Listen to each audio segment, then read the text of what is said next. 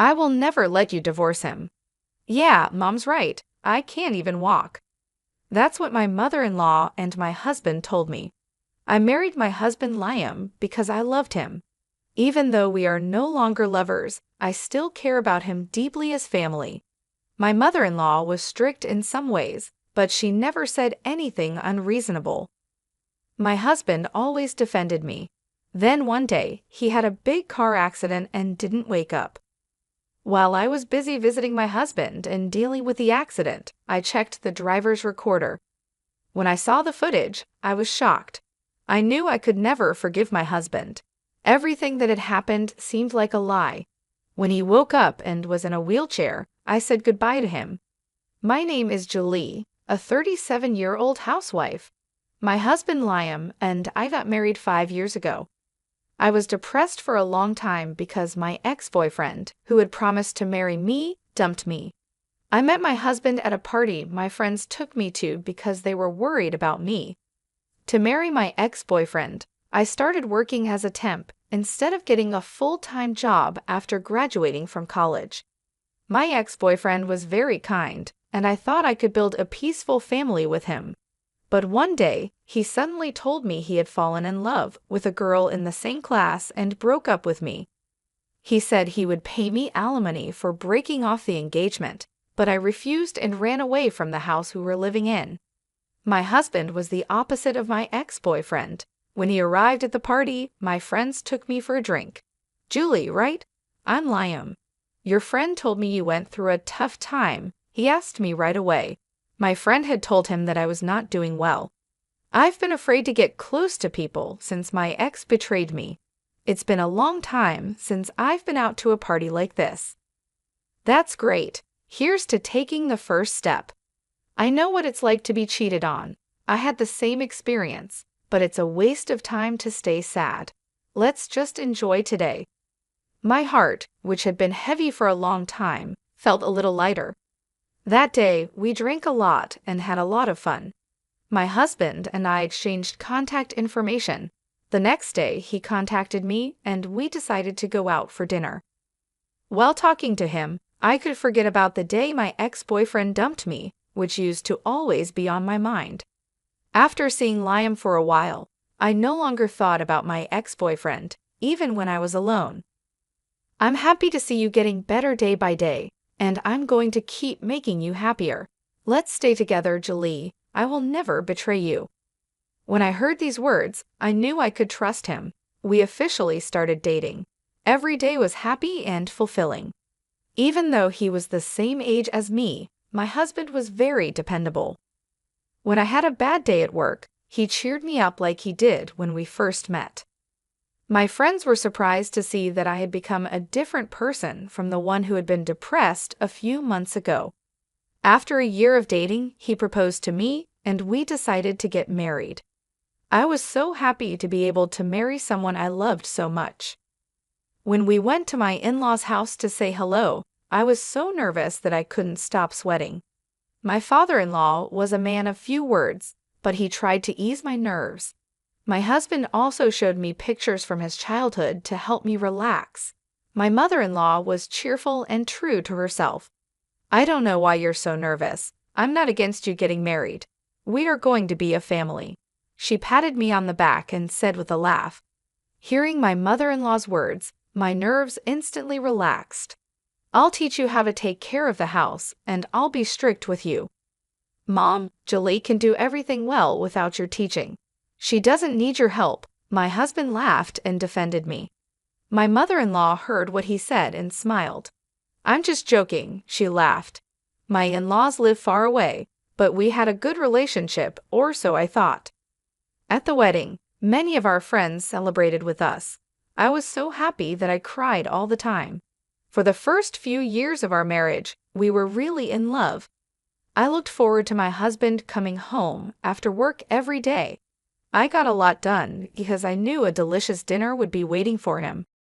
My husband's job required a lot of overtime, but no matter how late he came home, he always ate my dinner and praised my cooking.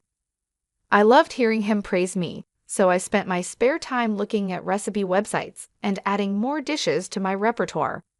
During New Year's, we visited my in-laws' house with my husband. My mother-in-law always taught me how to cook. You should buy an Instant Pot. Try this meat. It's so tender, isn't it? Sometimes she was kind, but more often she was stern. What are you doing? You're wasting your time. You need to be smart about what you're doing.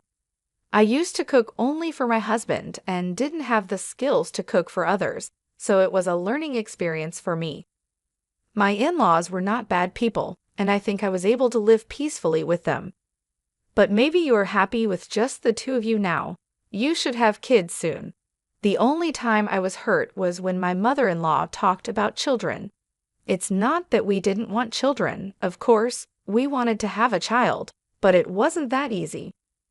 My husband and I talked about it and decided not to have fertility treatment. Maybe it was our fault for not talking to my mother-in-law about it, but every time we saw her, she would mention the child.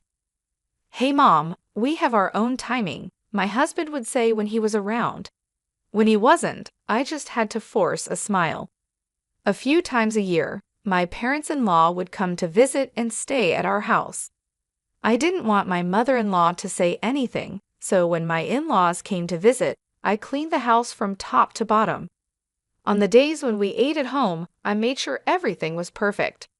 I made more fancy dishes than usual. I was so well prepared that she never said anything about the house, but she still mentioned having children. Each time my husband defended me. As time passed, we were married for 8 years. Unlike when we first got married, we were no longer lovers, but that didn't mean I didn't love him anymore. He was still important to me, and we had just become family. I'm sure he felt the same way. No matter how late he came home, he always ate my cooking. We never had children, but I thought we had a good relationship. I believed that no matter how old we got, we would live together with the same sense of closeness. My relationship with my in-laws hadn't changed, and we still saw each other a few times a year. The only thing that changed was that I could talk back to my mother-in-law a little bit now. My mother-in-law always talked to me about children. You know what can't be done can't be done, I would now say jokingly. She didn't get angry at me for that. I know that, but I can't help saying it. I'm sorry, she would start to laugh with me. Then one day, I received a call from an unknown number. "Hello, is this Liam's wife? Your husband has been in an accident and is in the hospital. Please come to the hospital right now." I was so surprised that I couldn't process what was happening. I immediately took a cab to the hospital. Coincidentally, my parents-in-law were visiting us that week, so in the cab, I called my mother-in-law. "Mom, it's Liam. Something happened to Liam. He had an accident and was taken to the hospital." I couldn't speak properly because I couldn't stop crying, but my mother-in-law understood immediately. She was on a sightseeing tour with my father-in-law, but they agreed to come to the hospital right away. When I arrived at the hospital, my husband was in surgery. He was driving his car when he was hit from behind. The other car was driving very fast, and he was hit hard. The hospital explained that he was unconscious and in critical condition. I broke down in tears, but my mother-in-law said, "I'm sure Liam will be fine. We just have to wait and believe in him." I felt sorry that my parents-in-law were worried about me, even though it must have been hard for them too. The surgery took a long time, but it was a success, and my husband survived. My parents-in-law and I cried in relief. After that, my husband's consciousness didn't come back easily. We took turns staying with him, hoping he would wake up. While my in-laws were at church, I was busy dealing with the accident and other formalities. The police told me my husband was the victim of the accident. The other driver was arrested for dangerous driving. However, the driver claimed my husband was also at fault. I wanted to protect my husband, so I went to the accident scene. The car was so damaged, but miraculously, the drive recorder was safe. I took the SD card and checked it with my laptop. The footage was still there. After that, I headed to the hospital to switch places with my mother-in-law. I was almost there when I got a call from her. "Hey Lauren, Liam has regained consciousness." She sounded so happy. I rushed to the hospital. Thank goodness, Liam, you're awake. I heard my mother-in-law's voice when I arrived. My husband was able to talk as if he had just been sleeping. Oh, I was in an accident. I don't remember. When I heard he was awake, his doctor came to check on him, and we all talked to him. My father-in-law also came to the hospital. The doctor said the surgery was a success, but didn't know if my husband would be able to walk again. He would be in a wheelchair for a while and would need physical therapy, but they couldn't promise he would walk again. The atmosphere in the room turned heavy. Why? I can't walk, my husband mumbled to himself after the doctor left. My mother-in-law tried to cheer him up. We will help you as much as we can. Let's do our best in physical therapy so you can walk again, right, Lauren? Instead of agreeing, I said, no, I'm leaving him. I want a divorce, I said. Everyone there was surprised by my unexpected answer. Huh? What are you talking about? In a situation like this, I'll never allow you to divorce my son. You're a heartless woman. My mother-in-law yelled at me. My husband added, yeah, Mom's right. I can't even walk. How dare you? My father-in-law was too shocked to say anything. Then I took my laptop out of my bag and showed them a video. What if someone finds out? A young woman asked. It's okay, we're on break. No one from the office is going to come around here, my husband replied. Your wife could be watching, she said. There was my husband and the young woman, talking to each other and making out. She was wearing the uniform of the company where my husband worked. From their conversation, it was clear he had been having an affair with her. What the hell is this? My father-in-law asked in surprise. No, it was just a fling. There's nothing between me and this woman, my husband stammered, too nervous to explain himself. My mother-in-law seemed at a loss for words, maybe because she was so surprised. I kept quiet and played the next video. I'm not doing well with my wife. I'm getting divorced soon, so let's get married, my husband said. Really? Will you marry me? The woman asked, giggling. How disgusting. What are you doing, Liam? My father-in-law, who was always so calm, turned into an angry man. My husband was lying on his face. Liam, you shouldn't cheat on your wife. Apologize to Lauren. And Lauren, forgive him, okay? Liam's body is like this now. He can't cheat on you anymore. My mother-in-law, who had kept quiet until a few minutes ago, became impatient and started defending her son. Well, I want you to watch something else, I said, and then I played another video. There was my mother-in-law and my husband. I want to see my grandchildren's faces, she said. Mom, don't tell Dad, but I'm thinking of getting a divorce and remarrying. The next one will be young, so you'll be able to see your grandchild soon, my husband replied. Oh yeah, that's great. But if you cheat on your wife, she'll take all the money, she warned. Don't worry, I'm making sure she never finds out. As long as I come home and eat, that's all that matters to Lauren. She is happy as long as I eat her cooking. She doesn't seem suspicious at all. I'll play it smart. Don't worry, my husband said. You are so smart, my mother-in-law praised him. I can't wait to see my grandchildren. My mother-in-law knew my husband was cheating on me and agreed he should divorce me so she could see a grandchild. This was disgusting. How dare you talk like this? I don't want this kind of wife or son. My father-in-law's face turned red with anger. My mother-in-law and my husband looked impatient, not knowing what to do. Which one of us is the heartless one? I'll divorce you for sure. Why should I help you after all you've done? Be happy with your young lover. Goodbye. Wait, Lauren. Ignoring my husband's voice, I left the hospital room. My father-in-law followed me. Lauren, I'm so sorry, he said, bowing deeply. It's not your fault. Thank you for everything. Please tell him that my lawyer will be in touch with him. As I walked out of the hospital, the tears I had been holding back began to flow. I wondered how long I had been deceived. I didn't know, but now that I did, I was glad I could leave him. The divorce went through without a hitch. I got a lot of alimony. The other woman my husband cheated on me with was a receptionist at Liam's company. I was surprised to hear she was just 23. They used to meet on their lunch break a few blocks away from the office and then go back separately. The accident happened while my ex-husband was returning to the office alone. I was a little skeptical as to why he had an accident in his car while he was at work, but after hearing the story, it made sense. My lawyer told me that sometimes my ex-husband and his lover would take half a day off to visit her house. He was being very secretive, so I wouldn't find out. I don't think he thought it would come out this way, and because their affair had become a rumor within the company, he had to quit his job. The woman he had an affair with also had to quit. She was young and had no savings, and had to borrow money to pay the alimony. At the same time, we divorced. My parents-in-law also divorced.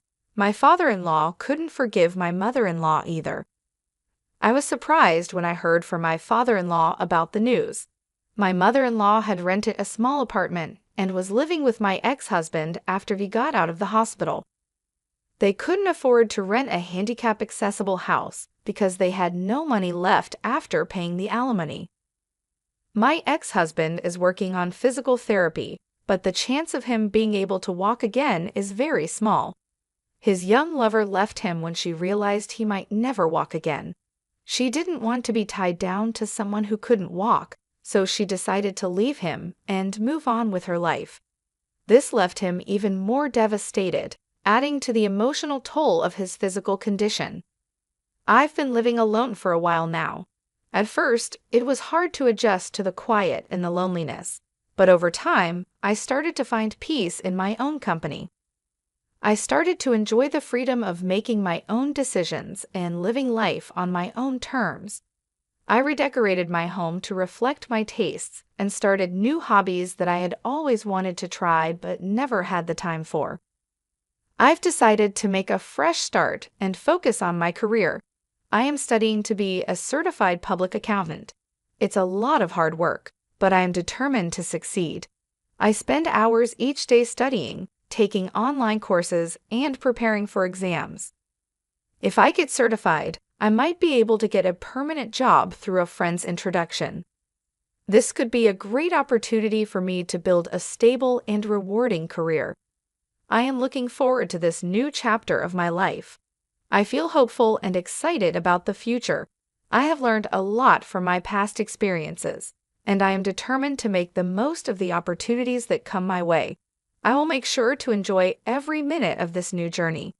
I will focus on my personal growth, my career, and my happiness.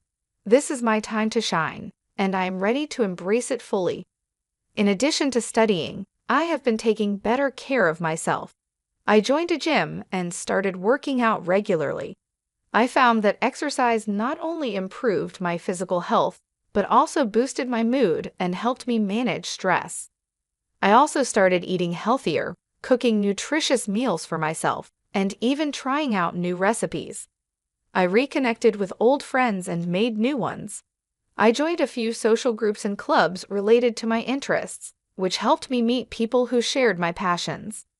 These new connections have been incredibly supportive and have made me feel less alone. I've also been volunteering in my community. Giving back has been a rewarding experience and has given me a sense of purpose.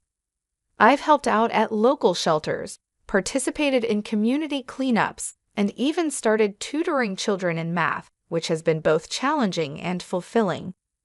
Throughout this journey, I've been journaling my thoughts and experiences. Writing has been therapeutic and has helped me process my emotions and reflect on my growth. Looking back on my entries, I can see how far I've come and how much stronger I've become. I am grateful for the support of my friends and family during this time. They have been my rock, providing encouragement and love when I needed it the most. Their belief in me has helped me believe in myself. As I move forward, I am excited about the possibilities that lie ahead. I know there will be challenges, but I am confident in my ability to overcome them. I am focused on building a bright future for myself, one filled with joy, success, and fulfillment. This new chapter of my life is a testament to my resilience and strength. I am proud of the person I am becoming and look forward to the adventures and opportunities that await.